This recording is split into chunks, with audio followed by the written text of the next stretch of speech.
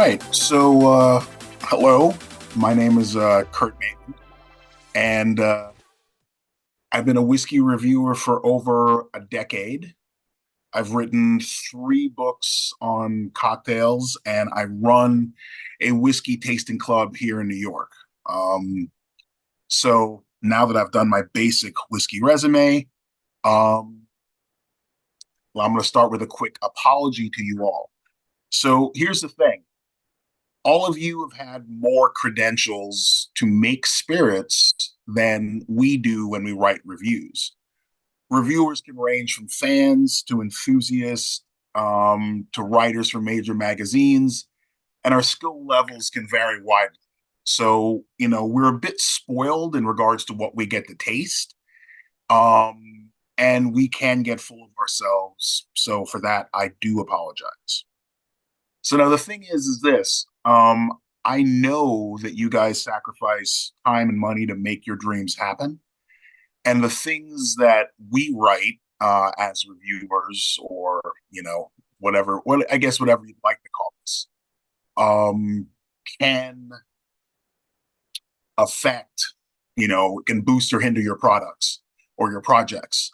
So we know you have to fight to get your spirit into bars and stores. You have to deal with getting things in and around in your own state, let alone other markets. And we get that your product will cost more than the basic mass market releases that you'd find in your regular liquor store. So what I'd like to do is offer some advice as to what we look for when we are visiting your distillery, tasting your product, whatever. Keep in mind, I'm mainly speaking for myself. But so feel free to blame me for anything I say or to criticize me. I won't take it personal. I have a thick skin, but I've also spoken to many of my fellow writers, and so I'm including what I've heard and seen. And also, I know this audience will have different skill levels and work in different spirits. So, if it's okay, I'll try to spend a little bit less time rambling, and I'll give you more time with a Q&A so that I can directly answer some of your questions. All right. With that, here's something that I got from one of the very first interviews I conducted for the whiskey review. I was speaking to Rob Morton, and he's the owner of a long departed bar called Idle Hands. He also owns Paul's of Oak Island in North Carolina and Fool's Gold in New York. And so back then, I asked him about craft whiskey, and I'm going to paraphrase the quote, but basically, it was, we are paying for them to get better. And that's not meant as, an insult or a criticism, but it's a quote I keep in mind when approaching craft spirit, because it's a fact. The first releases that you put out will probably not be your best. And you will learn from what went wrong and what went right and make adjustments and improvements. It's the same with writing. So for me, when I look back at like old reviews or old articles I've written, I would probably rewrite, 2-3 years of them because I know so much more now than I did then. I read them now and I see mistakes that I'd love to fix, but at the end of the day, I had to start somewhere. And the important part for all of us is to keep improving or at least trying to. So as much as what you do as a business, it is also a journey. And part of the challenge is to convince others, mainly your customers, that they want to follow you through the twists and turns of the growth and development of your spirit. There may be wrong turns, releases that don't go as planned, but at the end of the day, you will make changes and adjustments and you will get better. Every release should be seen as a learning experience. So with that said, here are some things we look for, some hints for you. One thing I find when you see a new spirit, you see a new release, we're interested in how you spend your money. And that may seem a bit strange, but basically you're dealing with the fact that, we know marketing happens. You have to promote your products. You have to get it out to the masses. You have to get people to buy it, be interested in it, attract attention. You want your releases to stand out and attract attention from, in a store and a bar. Someone might convince you that you might need the most elaborate bottle or the blingiest label for your releases. I'd like to tell you that, while I don't have the right to tell you how your bottle should look, really, because as your taste will differ from mine, and your audience customers better. But think of this as a tip. For me, if I see some ungodly ornate glass or labels, me and some of my fellow writers are suspicious that hard-earned money went into the bottle and label design that perhaps should have gone to the spirit. It's not unique to craft. It happens with big brands all the time. Do any of you guys remember the Diageo Haze Club release? It's a big blue bottle shaped like an oversized bottle of cologne and was tied to David Beckham. If you remember it, you might remember the look of the bottle and the taste, but not the taste of the spirit. It's probably okay with a star promoting it and having a brand, a big brand like Diageo, who has billions of dollars paying the bills. But for a less business, the focus should always be on the spirit. As a reviewer and a consumer, and never forget that this is part of the equation as well, I'd rather taste the money you spend rather seeing it. So there needs to be a balance. Now, don't get me wrong. For example, I love Frey Ranch's bottles. They are unique and they stand out, but the key is so does their whiskey. I don't buy a bottle and think, oh, the balance is off. They spent too much money on the label design or the bottle. Ideally, you put something tasty inside, you won't hold it against you. And I wanted to, I opted not to do a PowerPoint, but I have some examples. This miserable looking bottle held 1947 Old E.H. Taylor. This bottle is a sample of a 30-year-old Scotch. There's nothing sexy about it. The only thing that's of interest in there and what I was holding is what's inside the glass. The rest of it doesn't matter. When writers, give each other samples of things to taste, often it's going to be that. We're not always printing out fancy labels. We're getting basic bottles, making sure they're airtight, and making sure that whatever spirit we want you to taste and talk about is getting to you in one piece. Also, in regards to doing your bottle design, you want a bottle design you can live with for a while. You don't want to be changing styles on a regular basis. You can work with some of the standard designs and shapes of bottles. Just put something tasty inside. We won't hold it against you. So, okay, another thing to remember is you're dealing with nerds, and this is including me. Certainly I can't, anybody who's met me, would certainly tell you that I'm a nerd. I'm a whiskey nerd. I like guitars. I like music. Anything I get into, I'll dig deep. And the issue with writers, writers are in an interesting situation. Most of us don't have the distilling brewing experience that you as craft spirit makers have. What we do have is that we've been at it for a while. If you've been writing for a while, we have a lot of hands-on knowledge. We've been to distilleries around the country or the world. We have tasted a lot. People send us things. So our mental library of flavor, is pretty big. We're going to have a run of rye or vodka or gin. And in some respects, we're comparing them to each other, saying, well, how did I like this versus this? And so we read about the releases. We read, we're interested in the things we like, the things we didn't like. We've spoken to distillers about their processes. And at some point, we all have theories regarding best practices in regards to spirit. So for example, a few years ago, the issue of barrels came up and what was the best size for primary maturation of spirit. Now, keep in mind, this is mainly for things like, whiskey, but just keep in mind the overall tenor of what we're talking about. For some craft brands, they like using smaller barrels. They felt, more wood influence, quicker maturation, or at least in their opinion it was. possibly some cash savings as smaller barrels can cost less than the normal size ones. They felt and proclaimed proudly that it was better for maturation and made for a better product. Now, for us, among ourselves, when the subject came up, writers tended to prefer the standard 53-gallon barrel. And again, we're speaking about whiskey, but mainly whiskey because of the aging process. Why? Because most of us do not drink whiskey or rum or any spirit that needs to be aged to taste the wood. Wood is almost a necessary evil. The primary flavor we want is your spirit. And anything that takes away from that or diminishes from that is a negative. Most of us don't have a distilling background, but our practical experience lends us or tends to lead us to this conclusion. Among the hardcore of bourbon fans, for example, their favorite bourbons aren't always the oldest. Why? When they ask, they'll say it's over oaked. There's too much wood. There, the wood's a negative. And it doesn't mean you shouldn't experiment. It doesn't mean you can't do something cool with a smaller barrel. But it's one of those things you need to show and prove to us as we do approach this particular issue with some skepticism. So we're running any such claims against the things we've tasted in the past in our experience.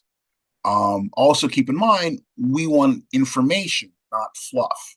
Our needs are different than, let's say, a casual visitor to your facilities. We're probably going to ask you questions that aren't what a normal visitor would ask you.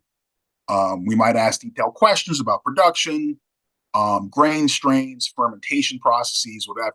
We're comparing what you do to others, but keep in mind that this comparison is not necessarily a negative. We're learning about your process so that we can, when we taste your releases, we can tie them into things we like or we don't, and to what you did. We do it for everyone, so it's not personal. It's just how we differentiate what we're drinking. So yeah, and there are times when writers will visit a craft distillery. And it could be we like what you're doing, we'd like to see how you do it, or just in the area and we'd like to learn. Don't let it stress you out. A bit of a mess is okay. Leaky faucet, runny hose, random pile of barrels and boxes are okay. Do keep in mind that this doesn't include your equipment. If it looks ramshackle, falling apart, rotting out, we might raise an eyebrow. But that said, don't let writers be rude to you. I try to be respectful to everyone I've met, but I've seen writers make demands that can be ridiculous, like demanding, full-size free bottles for review, asking you to maybe move around or, make changes in what you're doing so they get better shots. If there's something you can do and you can accommodate, so be it. If it's your normal practice to send out full bottles for samples, again, you do what you do. But most of us are fine with getting a small sample bottle, an ounce to 5 ounces can do the trick. Money's a thing. And whatever you're giving us is something you can't sell. And as a writer, we should appreciate that. Now, another thing is to taste the competition. And it's important to know what you're up against. Your team should have a working knowledge of the spirits in your category, both local and national. You don't have to know every gin, vodka, rum, whiskey, but you do need to know what's selling, what people like about it, and how to differentiate your process and your product from theirs. You can do something like making a fun bi-weekly tasting with your friends and family team, or you can build a reference line where you keep samples of different releases that you've made, as well as things that you've had or heard about from other brands in your category. So you can go back and taste it, to taste the changes in your product and theirs, and see what you like about theirs, what you don't like about theirs, what you don't want your product to have, or what you do. I'll be honest and say that some of the writers flunk this test. There are writers who they have brands and categories they love, and they don't explore their options. Don't be like them. Like the old cartoon said, knowledge is power. Now, also, and this is another thing about, we understand the whole revenue thing.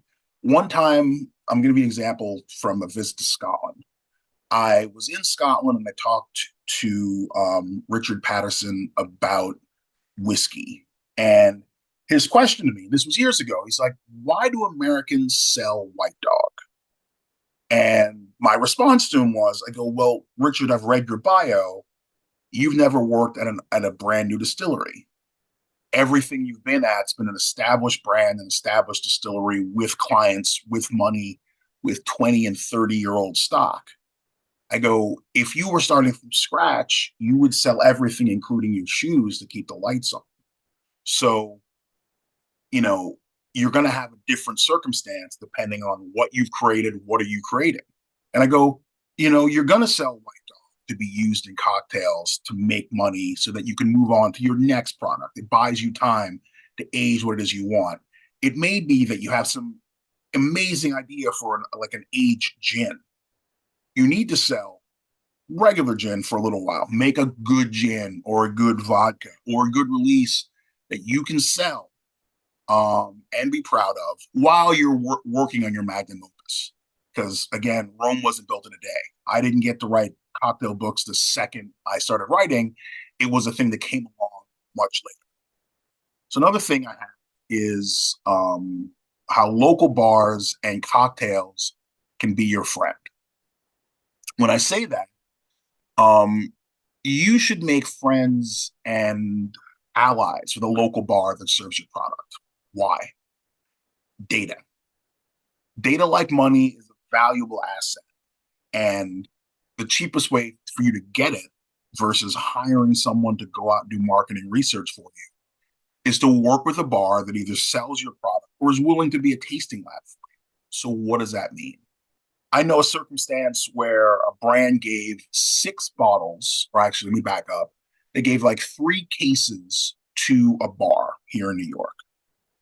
The bar made cocktails with those cases, or made cocktails with those releases, different cocktails, poured them for people to see what people liked. When this was done, all of a sudden the brand had cocktails that went really well with their releases, people who had tasted their release in a cocktail and now had experience with it and had questions and wanted to know more. I found that cocktails are a way to get people into your brand. If you can find a bar that is willing to make a cocktail with your spirit and feature it on certain days for a set period of time, you can gain value. And it can be the first introduction of your spirit to a new customer. Because often if they like the cocktail, they're going to ask, how was that made? What was it made with? Where can I get this spirit? It doesn't hurt to be the answer to that question. If they like it, they will seek it out. You can post some of the cocktails that are most popular on your website or your social media. Be sure to tout the bar so that the bar, of course, gets a little bit of love. And tell people where they can get the spirit in your area. People do like to support local brands when they can. Remember what I said in the beginning with the quote, we're paying for people and for brands to get better.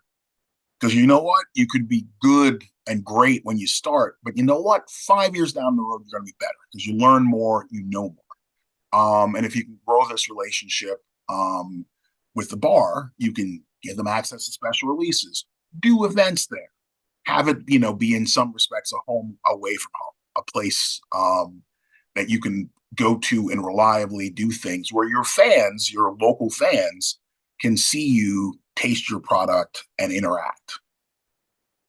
Now, I was thinking that, for other things, as far as like how you get, because you have other problems as far as depending on where you are, depending on your distribution, how are you getting your whiskey out? Or sorry, I say whiskey because I deal with whiskey primarily, but I've dealt with other spirits, having done cocktails.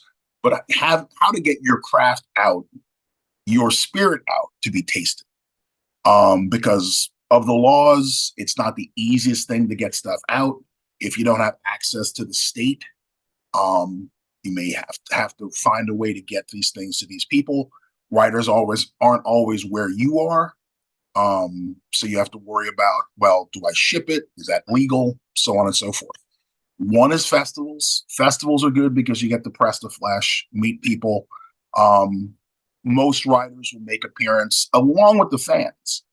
And there are times where, as a writer, if I hear a lot of buzz about a product, I hear it from, I went to a festival, I tasted this amazing spirit. I may track it down. I may reach out to you and say, hey, I'm interested in this. What can you tell me? Where can I taste it? Where can I get access? Um, because I've written an article relatively recently about the issues of, hey, getting your spirit out into a wider audience. Because I feel, and I'll try to avoid this being a diatribe about the three-tier system, and there are pros and cons to it. But one issue for all of you is that how do you get your spirit to people to taste it, to talk about it, to review it? For those of you who have wider distribution, it would make sense that, hey, who are the writers, who are the places, whether it's a blog, whether it's a newspaper, make a list of who are those people who you can get spirit to and who can review your spirit. If they're local, have them come visit. Just sit down with them, put spirit down, say, hey, here's what we're working on. Maybe give them a little sneak peek of things that you haven't released yet, but you're in the process of. Take them through what you're doing because, again, you're dealing with nerds. We want to know. We'd love to know more. We'd like to know what's going on. We'd like to know what you're doing. Basically, you're selling us a story and giving us a reason to engage in a different way than we would otherwise. If you have national distribution or several states, again, it's key to make a list of people you want to interact with, whether it's a writer, whether it's a bar, whether it's a cocktail bar, a particular store. Because again, that's a way to kind of get your spirit out there, to have people review it. Because you want the reviews, people do read them. They do talk about what it is. If we find that, like, hey, American single malt's hot, what do we think is exemplar examples of that? Hey, this gin is really good for this cocktail. You know, get that. Hey, this is a vodka, good price, whatever. But also keep in mind, on you're competing with whatever the national brand is available in your state. If you're doing a craft vodka, you're competing with Tito's. If you're doing a craft whiskey, on some level, like it or not, you're competing with Russell's. And there are things that, Russell's is what it is. As a master distiller who's been doing it for decades, and that whole family's been working on stuff for decades, odds are you're not going to beat him first try on your bourbon. But if you make something unique, and that goes for your gin, for your vodka, even if you're doing beer, you can do something that stands out, makes people ask questions, hopefully good questions, make people want to come back for more. So with that, I'd like to open it up for questions because, I might not have covered specific releases or specific types of spirit. I'd love to know if there's anything you guys would like to know more about or want my opinion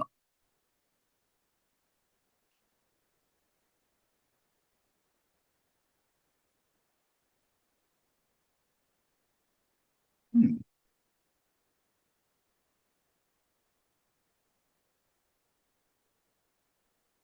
Well, while guys are writing, ah, sure. Okay. So, um, for the writers, one thing you can do, you can email us. You can, usually online we'll have some kind of email and that works. And say, hey, I'm releasing this. Tell us a bit about yourselves. Like, for example, a little blurb about what you're doing and how long you've been doing it. Hey, I've been making gin for 4 years. I'm based out of this state. We're about to, let's say you make it in Maryland, start releasing it in Jersey. We'd like to get you a sample. Are you interested? Basically give them a, little brief 3 sentences about what you do, where you're doing it, and then ask them if they're interested. What you'll want to do is you want to do a little research, be a detective, as far as see who is writing about what and what are their specialties. So, for example, some people love gin and that's their focus, or they love rum and that's their focus. or they love whiskey, and that's their focus. You'll want a list of the people who are in those areas who cover that particular brand or that particular, sorry, spirit, and then, send them a quick blurb and ask them if they're interested in having it. I mean, we get bombarded with these requests, but in all honesty, it's like it's part of the job. It's what we need to do in order to, taste some interesting stuff. And not everything we're tasting comes from the big brands, the big labels.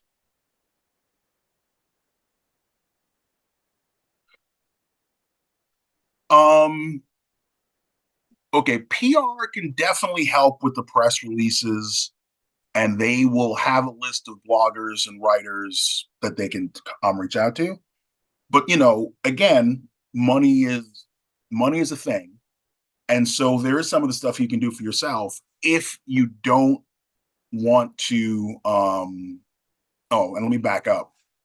So the first question that I answered was, how do you reach out directly to writers? What's the protocol?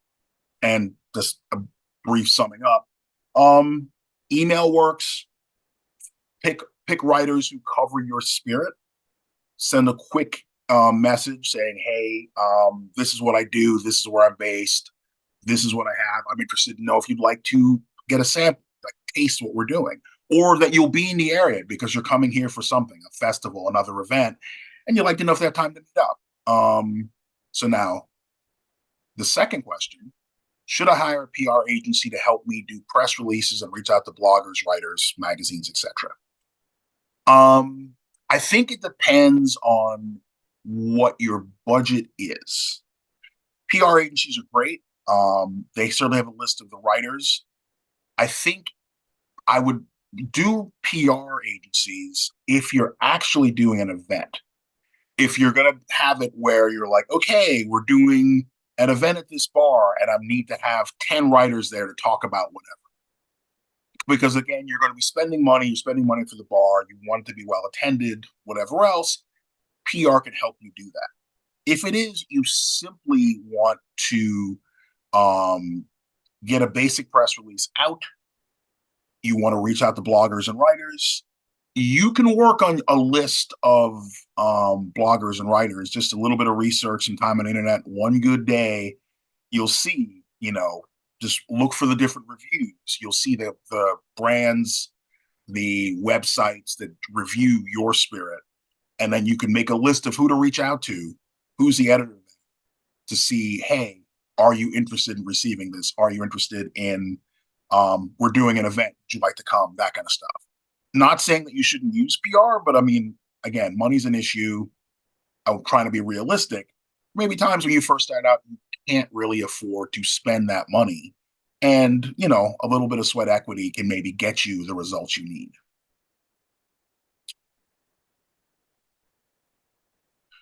All right. So another question is, how do I feel about getting attention on a TikTok video versus a blogger who writes an article? Is one better than the over the other? It's funny because that's a question we ask. Pictures, strangely, can speak louder than words. The thing is, one has more permanence. So I think it's like you kind of want to do a combination of both. And the reason why I say that is that TikTok is fleeting. Your video goes viral, then it's gone at some point in time. Somebody's not going to come into it again because it's from a while back. If you write an article or write a review, for good or for ill, the article and the review will probably be up there and it'll still be floating around. I see old reviews I did, old things that I did in a way I wouldn't see video. But I'm learning that something that I need to do and brands need to do is kind of work both sides of the court. I need to do more, whether it's web work, Instagram posting, whatever, because that both, I guess, both hands wash the other. If you do more video, you do more Instagram, it can attract attention to other stuff you do. If you write, a way to grow your audience is quick pics of, bottle pics, bars you're at, cocktails you have. All those things tend to help increase your profile, your notoriety, whatever else. So I think that It's not, one is a quicker fix. I think your results, you get an immediate reaction from something like TikTok and from video and from Instagram. It's a little bit less instant gratification with writing, but I think on some level you have to do both. Right. So the question is, what are the top three things to include in a communication to catch the writer's attention to ensure that I am somebody they end up writing about? Well, keep in mind there are no guarantees because part of the problem is there are a lot of brands and there are more brands than there are writers, a lot more people, whether it's craft distilleries, whatever, who are coming to us. I think if I go through the top three, I mean, I think it's simply, a little bit of background on who you are. And, what are you doing? How'd you get into this? What are you trying to do? And then what do you think? I'd say, what do you think makes your release special? But on some level, that kind of goes into puffery, where it's just like, I think background on who you are and what you're doing, a little bit of information about your process, and where are you based. And that will probably attract enough attention, at least to do some follow. You're not going to get everybody because, depending on the writer, they're busy, they're backlogged on other things.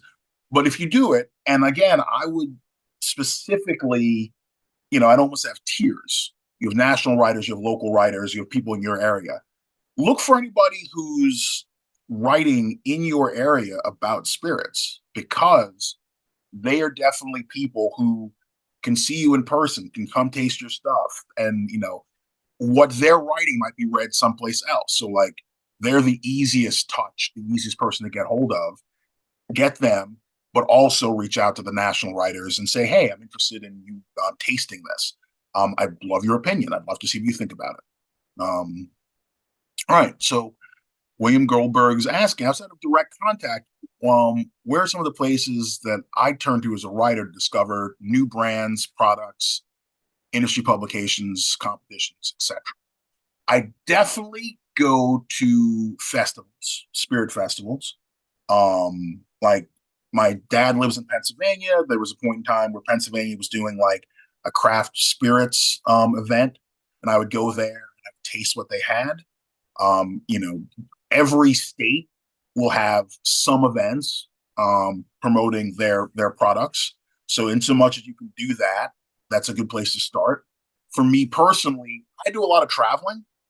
Um, People do reach out to me, but also I do a lot of reading. I'm online a lot of the time, for good or for ill, and I'm looking at what my fellow writers have seen and what they've tasted. Because keep in mind, we're all out there in different places. If we go to a different state, we're seeing like what's the local product like, what are the things going on here, and often they may say, hey, you know what, I had something great in Arkansas, you should look into this. I had this thing in California, or I had this thing in Illinois, it tasted really good. And they may bring me some, they may tell me about it and make me seek this out.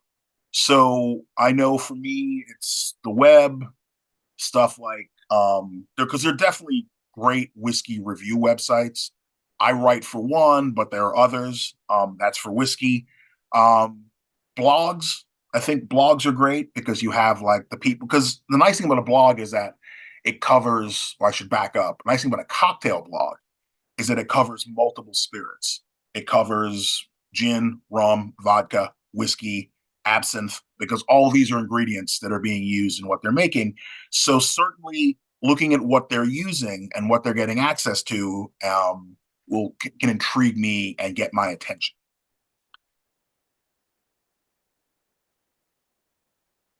All right. So should distillers include other articles that have been written about them when submitting to a new reviewer? It won't hurt, to be absolutely honest. I know for me, when I'm writing, I like to do a little research on what else has been said, not thinking it's going to sway my opinion as far as the my tasting notes, but just more like, okay, what am I dealing with? What has been said? Do I agree with what has been said about this spirit, about what they're doing, whatever else?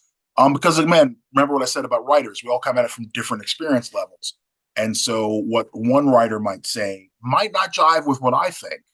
And so at least I kind of want to know what's been said before I start writing up or doing a review or digging further. But I won't let that affect what I actually taste or what I actually think.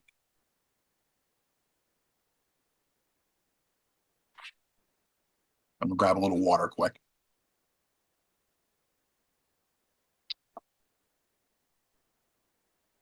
Yeah. So again, I mean, this is I guess it's a brief. If we were in person, it'd be longer, and I'd probably be serving drinks. But for this, it's just a glimpse into what writers talk about, think about with distilleries, with craft. It's like understand we root for craft distilleries. We root for craft products. Some of the most interesting things I've tasted have been from craft brands, from small brands that are, what I like to call state locked. They're only in one particular state. They're hard. They're regional. Um, some great gins, some great whiskeys. And, we look for things that take us out of our comfort zone, to take us someplace different. Because keep in mind, I mean, we review whiskey, we've tasted a lot of, I love how I say I review whiskey, but you review spirit and we've tasted lots of everything. When something can stand out, when something can attract our attention, and like, you know what? That there was one of the best things I tasted. I want to use that in a cocktail. I want to tell my friends about it. I want to, prep one of these bottles to give to somebody, say, hey, I bought a bottle of this. I want you to taste it. I think you'll enjoy it. You should look into it. Because you know what? As much as like I get free bottles, I'm happy to spend my money to get spirits that like and to support craft brands that I think are doing something really well. And I think that there is the beauty of craft. It's like you get to do something, you get to, have your creativity affect the spirits that you sell and make something different than them. So with that, any other questions or things? Okay. All right. Well, thank you for your time. Oh, I have another question. Um, what is something that rubs me the wrong way about how brands approach or interact with you, if there's anything? Let's think about that. I think, I mean, because it's a delicate balance. Um, I think that generally you want to go for the soft touch. Um, so sending me 5 sheets of info in an email might be a bit much. You might want to do just a quick, or them talking to me like they know me, which is fine if they do, but if they don't, it's kind of weird and off-putting. Simply, I think a nice way to go about making the introduction is, say, hello, Kurt, hello, Sam, hello, Joe, hello, Jill, whatever. I'm so and so. I'm writing about. I'm dealing with this. We're releasing this. This is a bit of a backstory about it. Nice, simple, 3 sentences, 4 sentences. And then the thing you want to talk to me about, whether it's a new release, whether it's a new edition of something, if it's an anniversary, whatever it is, put that in and then ask me if I'd like any further information. Feel free to attach a PDF or a sheet that has that further information you try to jam into the email, but keep the email fairly simple, fairly straightforward. Here's what I do. Here's the brand I represent. We're releasing this. Are you interested? I've attached things if you'd like to learn more. Here's how you contact me. That's usually more than enough. Thank you very much. Happy to do this. I'll have to do it again. Hopefully in person at some point in time. But again, thank you for your time, and it was a pleasure.